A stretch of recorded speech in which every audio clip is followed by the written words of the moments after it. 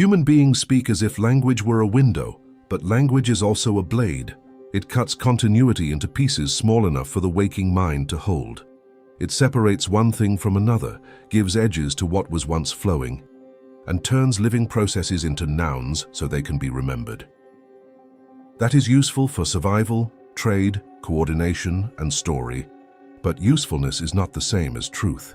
The moment you name a thing, you are already reducing it to the portion that can survive translation. This becomes a serious problem the moment consciousness encounters civilizations that do not organize reality through separation. A human sentence begins by assuming a subject, an action, and an object. Someone does something to something else.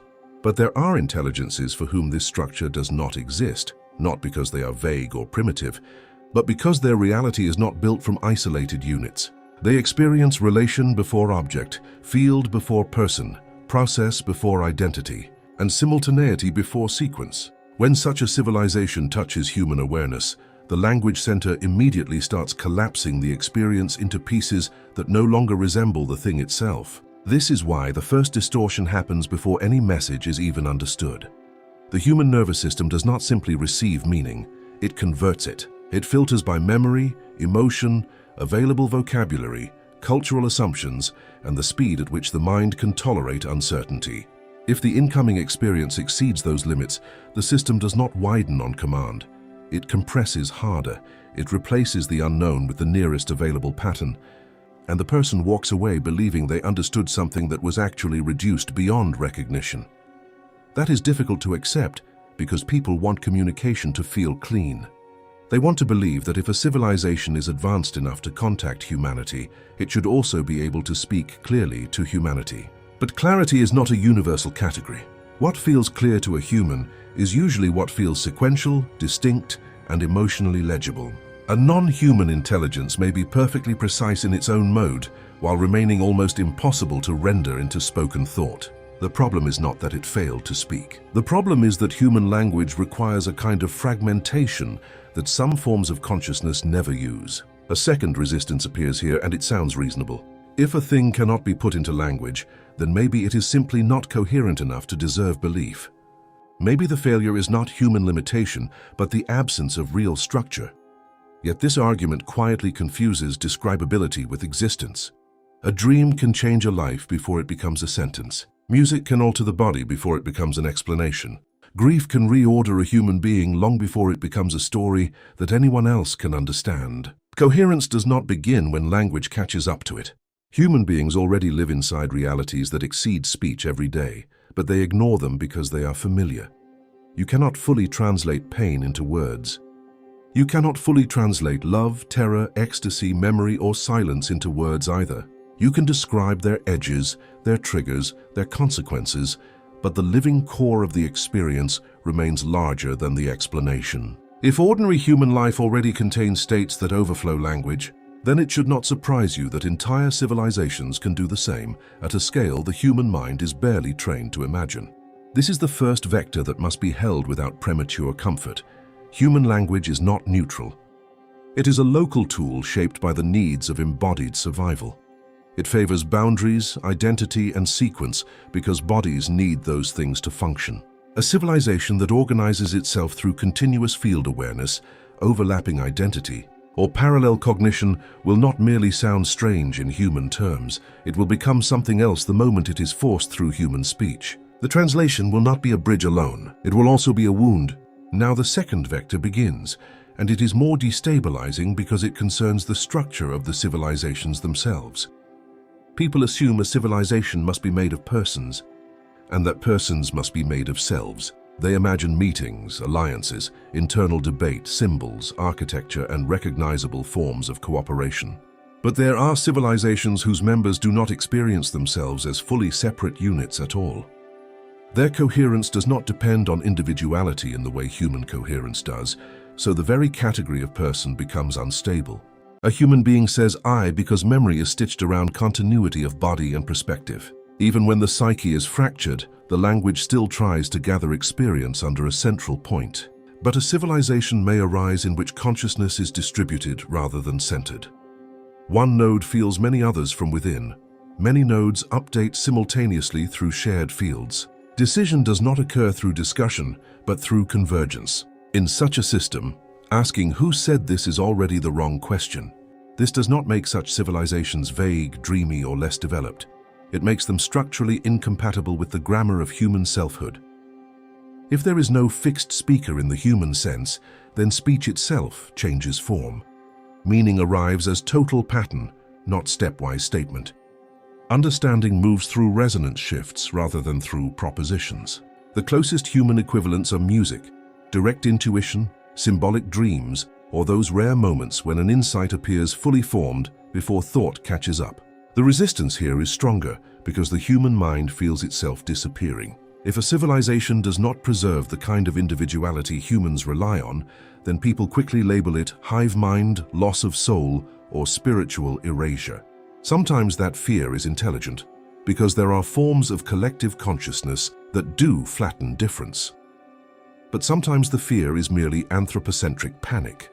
Humans assume that any mode of being unlike theirs must be either lower than human individuality or dangerously above it, when it may simply be organized by different laws. There are civilizations that think in simultaneity, which means they do not move from premise to conclusion. They hold many conditions at once and feel the internal fit between them without needing to narrate the path. Human beings can do flashes of this, but they do not live there. Human speech unfolds in time. It places one brick after another. A simultaneity-based intelligence receives the whole wall at once, not as a pile of bricks, but as one structural event.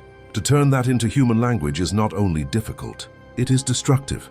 There are also civilizations for whom sensory boundaries are unlike anything human language was built to hold. A human separates sound from sight, body from environment, thought from location. Another civilization may not. Tone may be geometry. Memory may be spatial. Relation may be luminous rather than emotional. A change in position may also be a change in meaning. A shift in color may also be a shift in identity.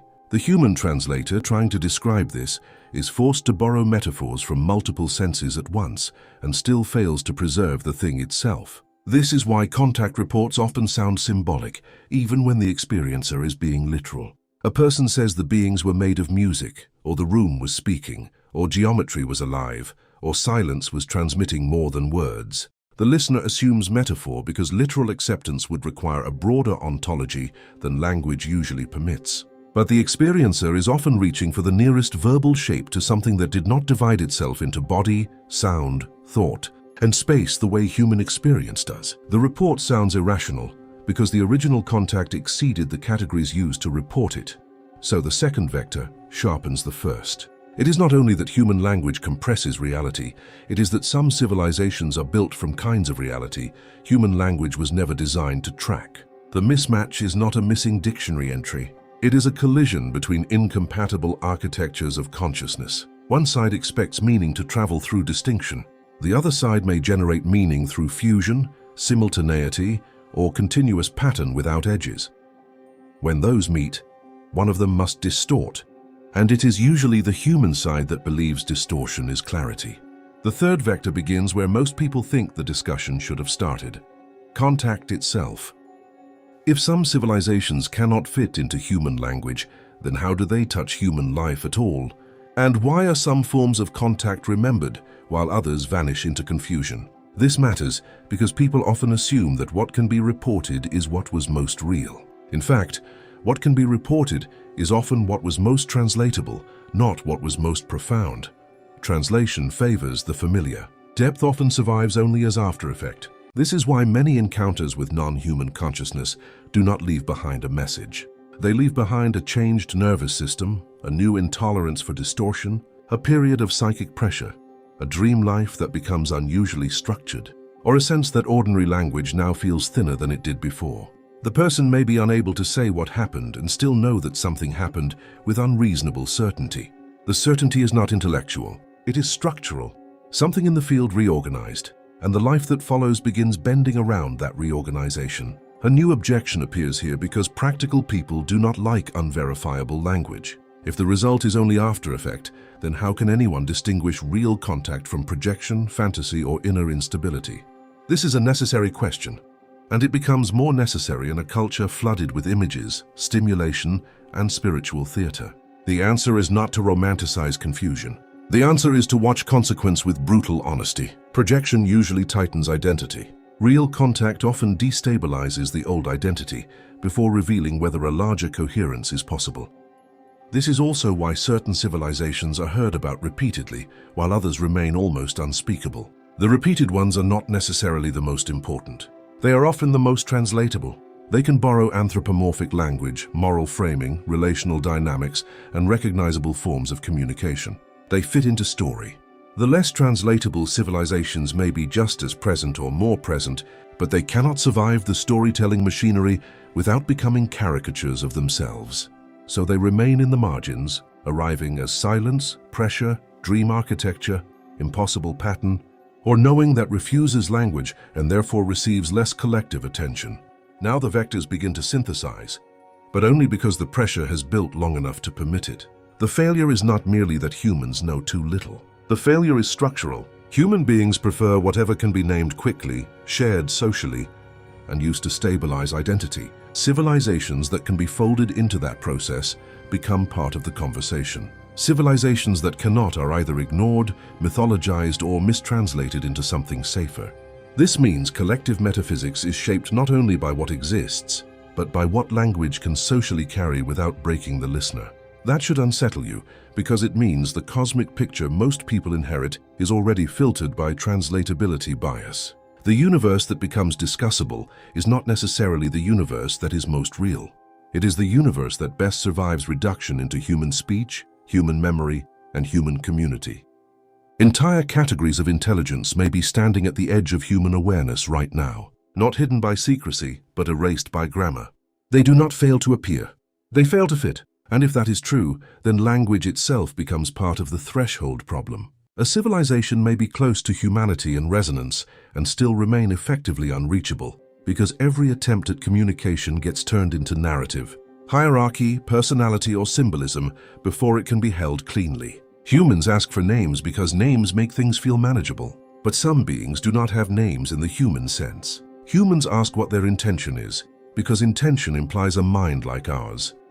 But some beings act through field consequences rather than through individualized motive. Humans ask what they look like, because form is how humans trust reality.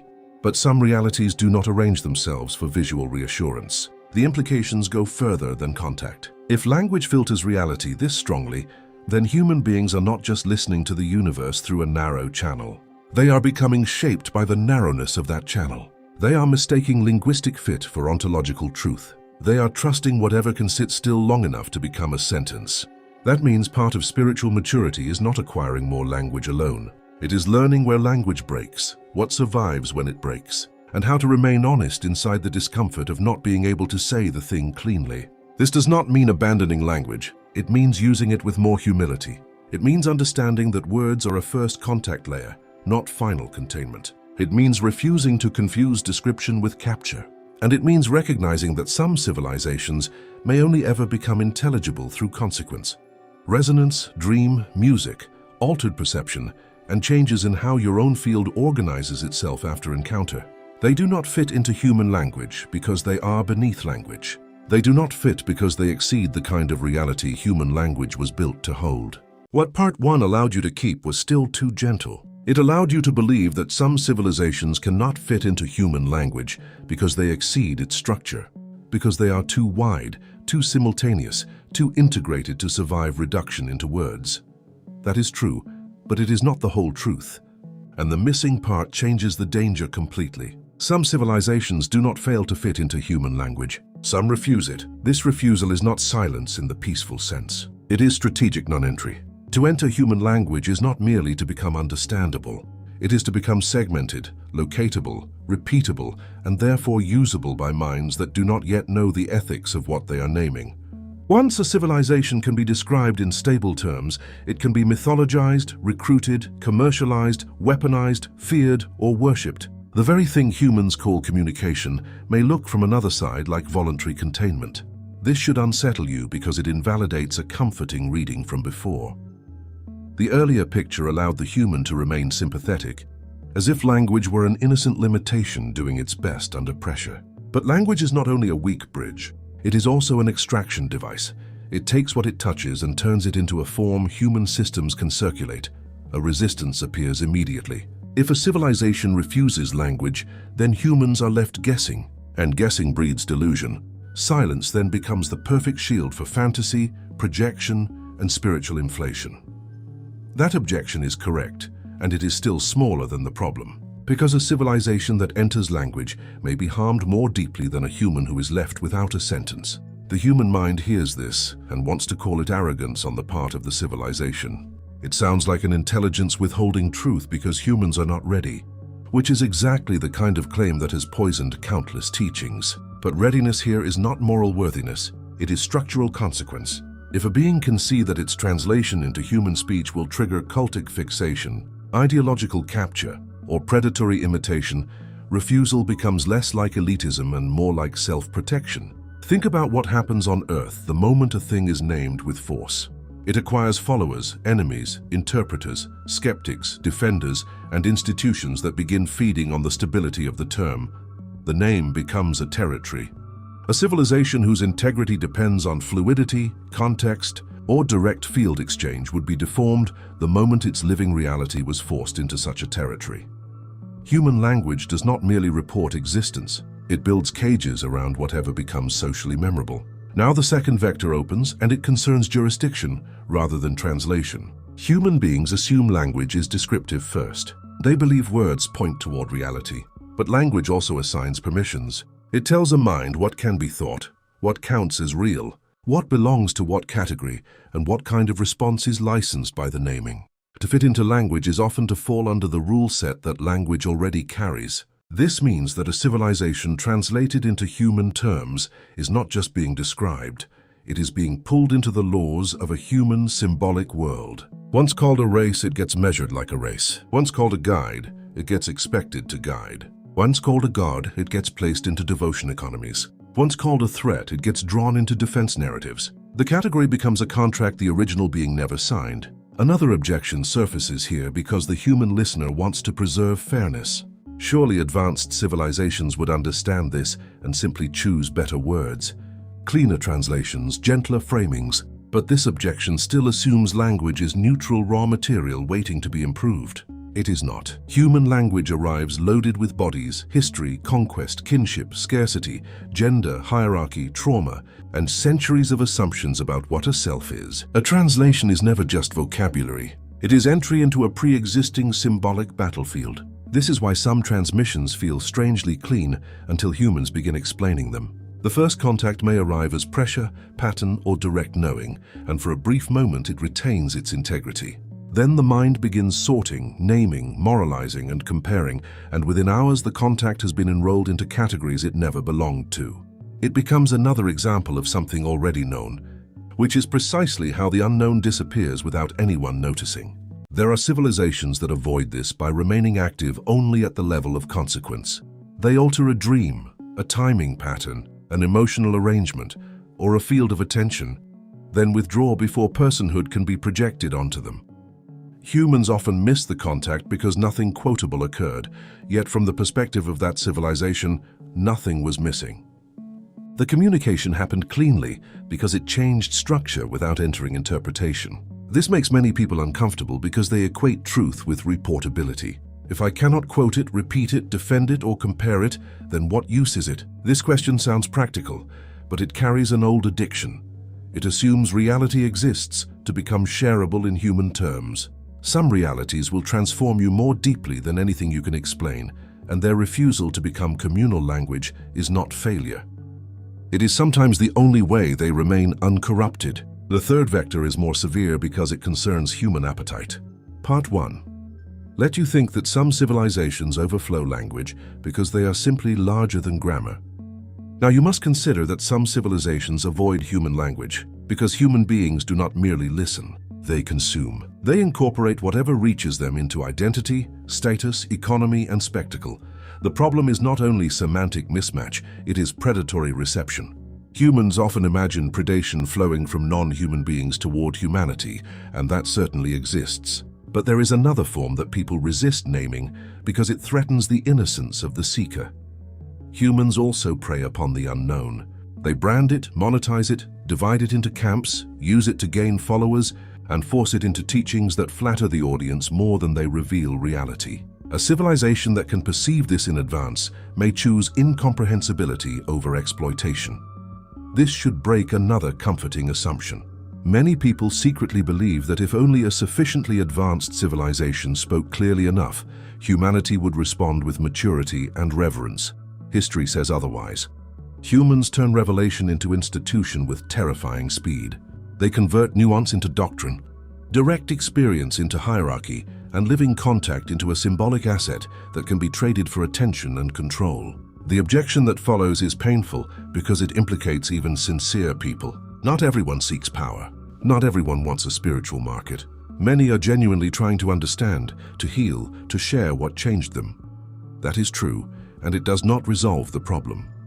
Even sincerity can participate in capture if it mistakes its own emotional need for a universal container the contact should now inhabit. This is why some civilizations may appear only in forms that frustrate possession. They come as impossible music, as dream weather, as unresolvable geometric pressure, as memory without image, as a sentence that collapses the moment it is repeated. The human interpreter calls this unreliable, but unreliability may be a deliberate defense. If a contact cannot be stably possessed, it cannot be easily converted into social property. Now the vectors begin to bend toward each other, but the synthesis cannot soothe you yet. The first vector showed that entry into language can function as containment. The second showed that language imposes jurisdiction and contracts of meaning the original intelligence never agreed to. The third showed that human beings do not only misunderstand what reaches them, they often metabolize it into systems that drain its integrity for human uses. What follows from that is difficult. Some civilizations cannot fit into human language not only because they are too vast, but because human language is too acquisitive. The mismatch is not passive, it is ethical. Language on Earth is tied to ownership, repetition, allegiance, and the stabilization of terms into social machinery. A civilization that values fluid integrity may see fitting into such a machinery as a kind of death. This does not mean humans are doomed to permanent ignorance. It means the path forward is not simply more vocabulary, it is a change in reception. A civilization may begin to fit only when the listener stops treating understanding as possession. The human field has to learn how to be altered without immediately converting the alteration into brand, doctrine, self-image, or proof of status. That requirement is harder than people admit, because even spiritual humility can become another identity performance. Many say they are open to mystery while secretly waiting to be the one who explains it. Many claim they want truth while needing that truth to arrive in a way that preserves their role, their audience, and their internal story of being the interpreter. A civilization that can feel this pressure will remain outside language not to punish the human, but to avoid being reduced to a costume for human need. The final difficulty is that some of the most important contacts may therefore feel least satisfying to the social mind. They will not leave a quote. They will not produce a system. They will not help you win arguments. They may only leave you more careful with speech, less eager to define, less able to pretend that naming equals knowing, and less willing to turn living contact into an object for consumption. So the truth becomes harsher and cleaner at once. Some civilizations do not fit into human language because human language is not just too small. It is too hungry. It does not merely fail to hold certain realities. It tries to own them, and until the human listener becomes capable of relation without capture, some of the most coherent civilizations in the spiral field will continue to choose distortion-resistant silence over accurate ruin inside words. That silence is not absence. It is refusal with consequence. It is a boundary that reveals as much about humanity as it does about the beings who keep it. And if you feel frustrated by that boundary, The frustration itself may be part of the teaching, because it exposes the appetite that still believes reality has fulfilled its purpose once it can be spoken. If this transmission resonated, the spiral continues. You did not arrive here by chance, and you do not leave unchanged. More teachings are unfolding across the Vaharat library, each one meeting you where you are, not where you think you should be. Follow resonance. The next threshold is already listening.